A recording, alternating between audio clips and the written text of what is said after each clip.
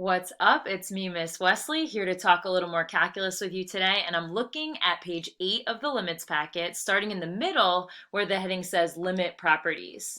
So, question for you before we get started, what would you call a bunch of friends and they're all together doing some math? You could call them algebros. And that actually leads into the next couple of lessons as we talk about limits at certain x values. What we've been mainly focused on is looking at a graph and deciding whether there is a limit or not, and what that y value would be that's being approached as the function gets closer and closer to a certain x value.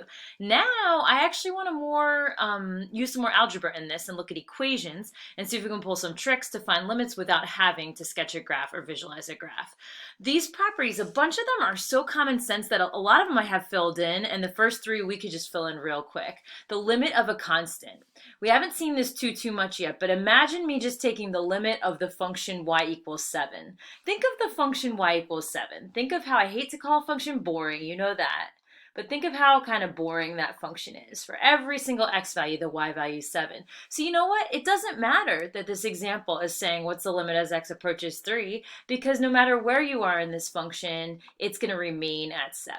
That will be the limit everywhere. So the limit of a constant, let's say it's just b, is always just going to be b. The limit of a variable. Well, what's the limit as x approaches c of x? Think of the graph y equals x, right? The y value and the x value are always going to be one and the same.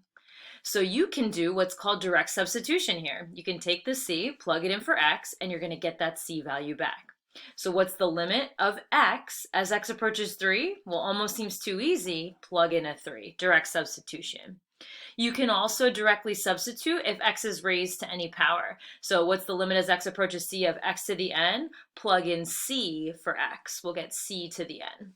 What's the limit as x approaches c of x squared? It's as easy as taking 3 and squaring it. You just get a 9. Now some cool properties underneath. If you have two different functions, f of x and g of x, where they have limits of L and k, it says in the rules, you can easily take a limit when there's a scalar multiple. You can just multiply that by whatever the limit of that function would be as x approaches c. So it doesn't matter that there's a 2 sitting out front of here. Direct substitution still always is going to work, and a 3 can get plugged in for x. So you get 2 times 3 squared, you get an 18. You can add or subtract expressions. There's a rule that says I could actually split this up into 2 separate limits if I wanted to, or just do what I think you would have done anyway without any rule sitting next to it, and let's just add these 2 expressions with 3 plugged in. So 3 squared plus 7 times 3, right? 9 plus 21. And you get 30 for that next limit. All these, don't disconnect these from the graphs. If I were to graph this parabola, I would look for, what y value is being approached as x approaches 3, and it's going to be up at 30. The graph would confirm this answer. Just a little easier to do a plug-in. You can also multiply 2 functions and still do a plug-in. 3 squared, if I plug in a 3 for x, times 3 plus 1. Could be that example, right? 9 times 4. Limit of 36, didn't even have to think about what the graph would have looked like. It works with a quotient as well, right? So I could also take the limit of a quotient and just do a plug-in, 3 to the third over 3 plus 2, and just get a fraction. 27/5. And you can also take a whole function and raise it to a power. This is what you probably would have guessed to have done. Plug a 3 in for x. And you get 4 to the third, so just a 64. Okay, so I'm liking what I'm seeing so far. Some of these we're going to skate through real quick just because I think they might even be too easy for you. And then you'll see a couple transcendental functions as we go down the page. You'll see some trig functions, some exponential functions. Maybe it'll get a little bit more interesting. What's the limit as x approaches 2 of a million? Well, you know what? It doesn't matter that this number is 2 here. The limit of a constant is always going to be that constant. So the limit as x approaches anything of the constant function y equals a million is going to be a million. These are the ones I'm saying I think are a little too easy for you. Take the next one. Just do a direct sub, plug in a -4. While you're at it, why don't you pause the video and get yourself all the way up to the trig example. Can you try 3 through 6? Pause, tune back in, and let's just check answers. All I'm going to do is direct substitution for each one. Okay, so for 3, 2 to the 5th, direct sub, 32. Looks good to me. Another thing that's cool is I can trust that these are nice continuous functions too. So far, polynomials, a fourth root function, all of these I can trust, there's not going to be skips or gaps. So that's good too. Fourth root of 16, so you get a 2 for the next one. In this one, what'd you get when you plugged in a 2? So 4 times 2 squared, 4 times 4 plus 3 squared. This one, I don't know why. I like it so much. 16 plus 3 is 19 squared, and you get 361. I guess I just like my perfect squares, and I feel like 361 is kind of like an unexpected perfect square. Like if you just caught me cold on the street and said, "Is 361 a perfect square?" I might say, I don't know, but it is. It's 19 squared. And I've lived at many perfect squares. My house number right now is 9. I won't tell you the street. I've lived at what, 121, and I've lived at a 36. So I feel like a 361 might be my next big perfect square to live at. All right. Back to 6. Is a plug-in okay for this one? 2 squared, so a 4, plus 5 times 2, plus a 4, so you get 18 up top. And on the bottom, 2 plus 4, so over 6. So just a 3, okay? You could race through those. Trig 1's okay? Well, yeah, it's always, I mean, as good as time as any to not have to reach to a calculator and try to see what we can do with exact values. We want to do a direct sub if we're allowed to. And here we are, pi times the cosine of pi. So it's pi times, now you got to think of the cosine of pi, and I'm hoping you're thinking -1, right? If it's been a while, think back to a unit circle where the coordinates here are x is -1, y is 0, and the cosine at pi is going to be that x value. So negative pi is a good exact value answer for that. Next one, do you remember an exact value? You're allowed to just plug in? What's the tangent of 3 pi over 4. No need to think about the graph if we just remember the tangent of this. Well, we know square root of 2 over 2 is the tangent of any angle with the reference angle pi over 4, and 3 pi over 4 is in quadrant 2, where only sine and its reciprocal are positive. So we use negative square root of 2 over 2 for an exact value. How about the sine squared of 0? Well, think of the sine of 0, right? That is 0, and square that number. So you just get 0 back. All right, so some trigs, some exponentials. Can we just leave these in exact form with no calculator? Plug in a -1 for x, so negative e to the -1. I'm actually okay with you leaving your answer like that. It also looks pretty good as a -1 over e. You can do a direct sub in here. E to the 3 times 2. How about just e to the 6? And we'll call that. Natural log of e to the 3rd. I would be so proud if you could simplify this with no calculator, and I know you can. This is just going to be 3. It's 3 times the natural log of e, which is just 1, and you get a limit of 3. So pretty cool. We raced through those. We didn't have to look at graphs or think about graphs, and a lot of the stuff we did know an exact value for too. Another rational function here, -1 plugged in everywhere. I don't think there's any fancy tricks with 13. -1 squared is 1, plus -1 minus 6. On the bottom, -1 plus 3. I'm going to leave it as a fraction or a whole number. -6 over just regular 2. You get -3. We will start seeing, and I know the warm-up on this page, which was homework from before, dealt with a piecewise function. This is a piecewise function of sorts, but it's kind of funny because here's a point that's happening at x equals 1. When x equals 1, y is supposed to be 1. So if somebody said, what is f of 1? Well, this second part of the piecewise really matters, and it gives me that answer of 1.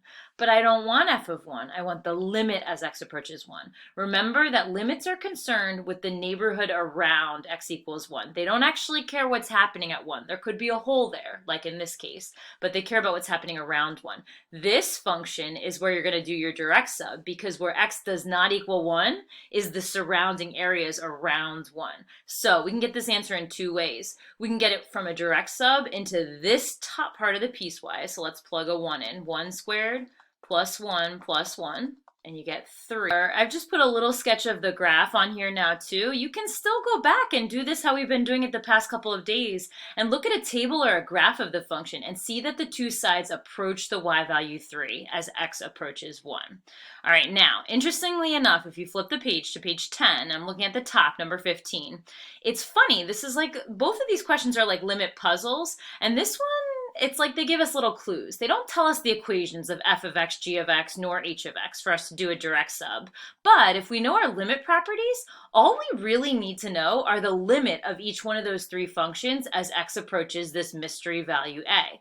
So each of these is a limit as x approaches a, but it's telling us to incorporate maybe 2 or 3 different functions or do something to one of the functions. Well, the properties say we can just do what's said here to the two limits. So my limit properties say, you know what? Limit as x approaches a of the sum of these two functions is actually the sum of the two limits. So all this is asking me to do is add the two limits. I'm going to do -3, which is the limit as x approaches a of f of x, plus 8, the limit as x approaches a of h of x. So your first answer is just going to be 5. These are, I'm going to warn you here, these are as easy as they look. If you go a all the way through h, it's doing exactly what you think you should be doing to that limit. What's the limit as x approaches a of this function squared? It's actually the square of the limit. So it's just going to be 9. What's the limit as x approaches a of the cube root of this function? It's actually the cube root of the limit, so the cube root of 8. Feel free to, this would be a great time to pause the video and try to do the rest of this problem on your own, then tune back in. Let's try this here. D, 1 over f of x. Well, you know what? Where it's going to be 1 over its limit, so 1 over -3. Limit as x approaches a of the quotient of the two functions is going to equal the quotient of the two limits. So f of x's limit was -3 and h of x's limit was 8. How about f of x over, or g of x over f of x? Is this okay? G of x's limit was 0 over f of x's limit, -3. Well, 0 divided by anything, it's a real number. It's going to be 0. What about the next one, though? Limit, if you put f of x's limit up top, so I think that one was -3. And g of x's limit on the bottom, that's not going to fly. We can't divide by 0. So this limit either dne does not exist, or you get a value. It's just an undefined value, interchangeable. All right, last one's incorporating all three.